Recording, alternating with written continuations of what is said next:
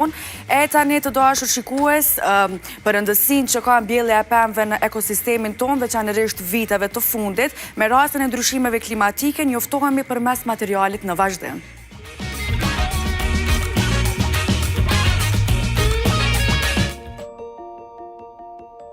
Padyshim se mbjellja e pemëve është një nga mënyrat që shumë shtete kanë zgjedhur për të luftuar ndryshimet klimatike. Në bazë të studimit britanik, vlerësohet se janë zbuluar disa nga efektet që shoqërojnë pikërisht kthimin e tokës bujqësore në tokë pyjore. Në të gjithë vendin e Shqipërisë, rreth 4 viteve të fundit, janë mbjellë rreth 20 milion e 200 pemë. Ndërsa në Mbretërinë e Bashkuar është planifikuar që deri në vitin ku jemi në 2025 të mbillen rreth 30 milion pemë të reja për çdo vit. Mes tjerash për realizimin e studimit janë përdorur modele statistikore të ndërthurura me vëzhgime, lidhur me ndikimin që si ndryshimet në mbulesën pyjore kanë mbi rreshtet anë mban kontinentit. Duke shtuar pemë të reja ose duke restauruar pyjet e humbura nuk mund të kompensohen kurrë shkarkimet e gazeve serë që vijnë nga djegja e karburanteve. Ndaj hapi i parë që çdo vend duhet të ndërmarrë është të ndalojë shkarkimin e gazeve serë.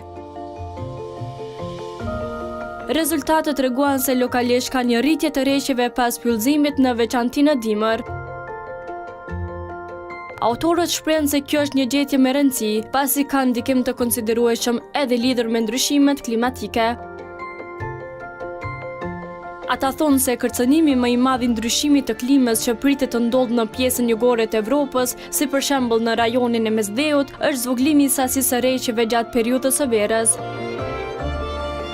Sipas studimit, në fjalë praktika mbjelljes së pemëve do të çonte në rritje të këtyre rreshjeve edhe në këtë rajon të rrezikuar.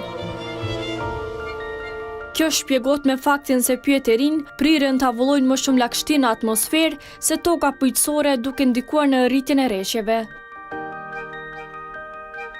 Ndërkohë pyjet parashikojnë të rrisin sasinë e rreshjeve të shiut në një pjesë të madhe rajonesh edhe gjatë verës. Nga ana tjetër, megjithse efekti i erës në zonat bregdetare gjatë periudhës së dimrit është pozitiv, në Evropën kontinentale dhe veriore, ky efekt pritet të jetë më pranë atij neutral apo negativ. Efektet e kombinuara me ndikime lokale dhe jo lokale si pasojë e skenarit realist të ripyllëzimit vlerësohet të rrisë në rreshtet e verës me 7.6 plus minus 6.7% në Europë, 0.13 plus minus në 0.11 mililitra. Nëse duam që rritjen e temperaturës ta mbajmë në 1.5 gradë Celsius, zgjidhja e duhur do të jetë largimi i CO2 nga atmosfera. Mbjellja e pemëve është një mundësi e mirë për zvogëlimin e shkarkimeve.